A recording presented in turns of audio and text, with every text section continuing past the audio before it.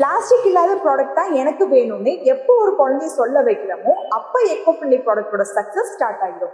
நம்ம சூஸ் பண்ற ப்ராடக்ட் எதுவா இருந்தாலும் ஃபர்ஸ்ட் நம்ம நோட் பண்ற திங் பிரைஸ் தான் இல்லையா? பிரைஸ் கொஞ்சம் ஜாஸ்தியா இருந்தா அப்படியே வேற பொருளுக்கு நம்ம ஷிஃப்ட் ஆயிடுவோம். அதுதாங்க ரியாலிட்டி. சேம் சிச்சுவேஷன் தான் எக்கோ ஃப்ரெண்ட்லி ப்ராடக்ட்ஸ்க்கும். பிளாஸ்டிக்கோட கம்பேர் பண்ணா எக்கோ ஃப்ரெண்ட்லி ப்ராடக்டோட விலை கொஞ்சம் ஜாஸ்தி தான். ஆனா அதுக்கு ஒரு ரீசன் இருக்கு. ஏன் இவ்வளவு காஸ்ட் வருதுன்னா அதுக்கு முக்கிய காரணம் சஸ்டைனபிள் மெட்டீரியல் யூஸ் பண்றது. சஸ்டைனபிள் அப்படின்னா அதாவது ஒரு பொருள் அதோட லைஃப் சைக்கிள் ஃபுல்லா சுற்றுச்சூழலுக்கு எந்தவித பாதிப்பும் ஏற்படுத்தாம இருக்கோ அதுதான் சஸ்டைனபிள் மெட்டீரியல் சொல்லுவாங்க. For example biodegradable material, recycle items. இதுல சஸ்டைனபிள் மெட்டீரியல் யூஸ் பண்றது அவ்வளோ ஈஸி கிடையாது. அதுக்கு பின்னாடி ரிசர்ச் அண்ட் டெவலப்மெண்ட் காஸ்ட் அப்படி இப்படின்னு நிறைய இருக்கு. இதெல்லாம் தாண்டி தான் நமக்கு எக்கோ ஃப்ரெண்ட்லி ப்ராடக்ட்ஸ் உருவாகி வருது. Thank you.